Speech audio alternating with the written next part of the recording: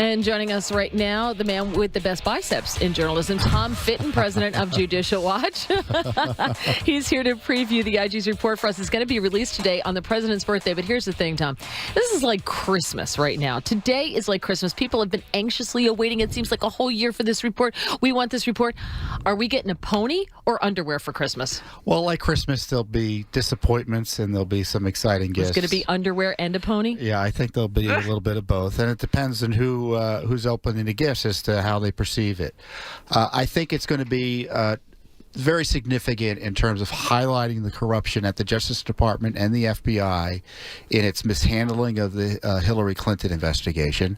On the other hand, Hillary Clinton is going to get some benefit out of it in the sense that Comey is excoriated for perhaps saying things he shouldn't have had about Hillary Clinton and her misconduct, certainly in July, and then announcing his pretend investigation of the Wiener laptop in October, which Hillary supporters went crazy about. And we already know from one leak that the IG criticizes him for doing that over the objections of the Justice Department, who, of course, wanted to protect Hillary, which is the other side of that coin. So he's called insubordinate for, or it suggested he was insubordinate for talking about the Hillary email investigation in October. So Hillary get a little bit there.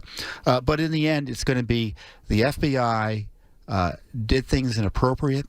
They were running the Clinton investigation out of FBI headquarters. So you had Comey, you had McCabe, you had Peter Strzok. All these top people are going to come under criticism for, I believe, what was the politicization of the investigation. And then, of course, you have Loretta Lynch, who was the Attorney General under Barack Obama, who had that infamous meeting with Bill Clinton on the tarmac just before Hillary Clinton was interviewed, and they gave her a get-out-of-jail-free card. Now, Loretta Lynch said that she thought that meeting maybe cast a cloud over the Clinton email investigation. I think the IG is going to agree with her. Well, you had the whole thing that Andrew McCabe was leaking on in the first place. The story that he was involved with was whether or not the Justice Department was placing pressure on the FBI to drop the Hillary Clinton investigation. So there's going to be questions about that hopefully this IG report answers, and a number of things, including Loretta Lynch asking James Comey to refer to it as a matter rather than an investigation, and in public explanations for what was going on.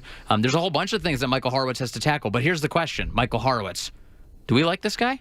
We like this Michael Horowitz? Is he doing good stuff? Well, in my experience, IG inspector generals create reports that are both cover-ups and exposés at the same time. So there'll be a lot of material there for those of us who want accountability, but a lot of unanswered questions. Recall, he can only investigate the FBI and DOJ, so he's not going to investigate whether the White House was inappropriately involved in steering the Hillary Clinton investigation. He's not yet issuing a report on the Russia investigation, which frankly ought to be the subject of much more discussion. So there'll be probably some unanswered questions there, and he's not required to produce all the documents he relied upon. He can withhold information, so there may be redactions that we don't like. So this is just the beginning of a further examination of the Clinton email matter. I used the word matter, but on the other hand, the Justice Department really is not going to have any more excuses not to move against Hillary Clinton, because this IG report is going to make it clear, I think, that the investigation was mishandled. And what are they going to do now? Is the Comey Lynch analysis of what Hillary Clinton did, is that the DOJ's current thinking on Hillary Clinton? Are they going to endorse what Comey and Lynch's conclusions were? I think it's going to be hard to do that after this and that report's released today. Will Jeff Sessions be out of that? Will Jeff Sessions since he's recused himself from Russia, does he also now take himself out of moving forward with another investigation into the Hillary emails, or is he recusing himself from that too?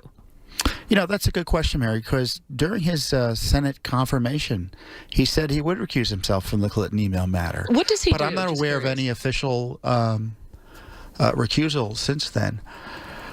Well, his initial recusal was all matters related to the 2016 election. So, so it basically, yes, everything is out. I mean, anything that Hillary Clinton even did as Secretary of State, apparently, just because it involved her fitness for president, apparently means Jeff Sessions can't have any say in it. And the other thing, I think it's going to be a big deal for President Trump. This is going to be kind of a birthday present for him in the sense that it will vindicate his decision to fire Comey.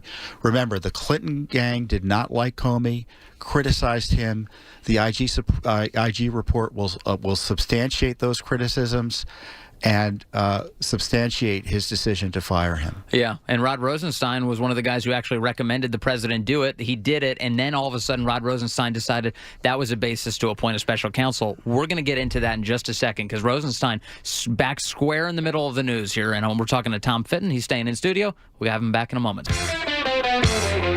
All right, Rod Rosenstein apparently threatened some House Intel members with a subpoena in January. The Justice Department pushing back on all of this, saying, well, no.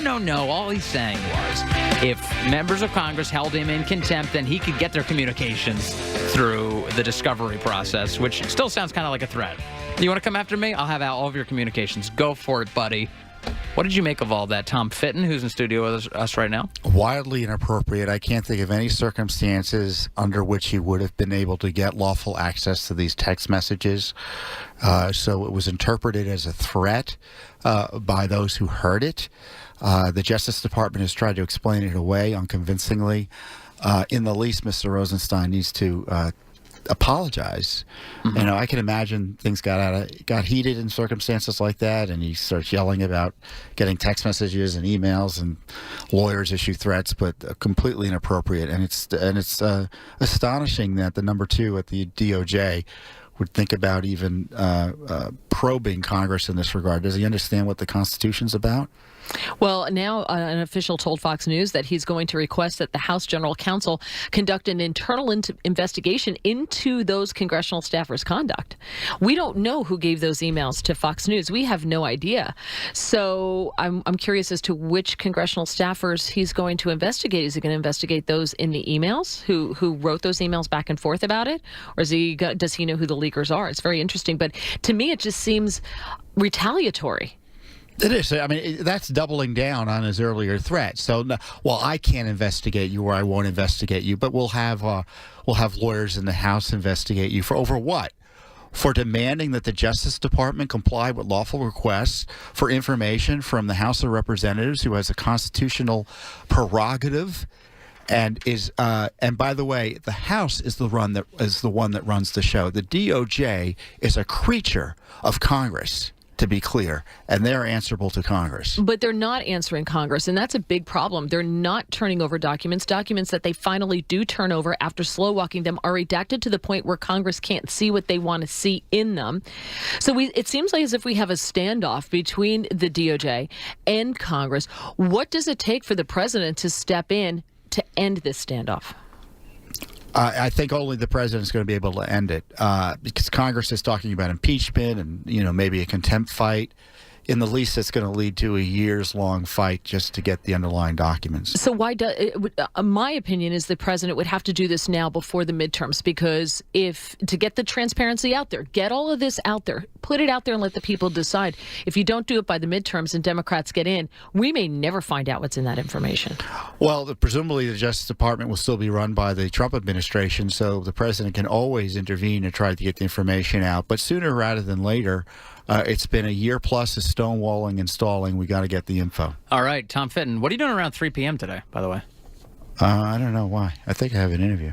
Oh, okay. Well, there's also an IG report coming out. Oh, that's right. I'll be reading the IG. I think it comes out around 1, so I'm sitting here thinking, wait, what wasn't I invited to? I don't know. Maybe I'll be eating something. I don't know. and just reading a huge IG report. Oh, yeah, that too. That thing. Thank you, Tom Fitton. Always on top of everything, except for his schedule. That's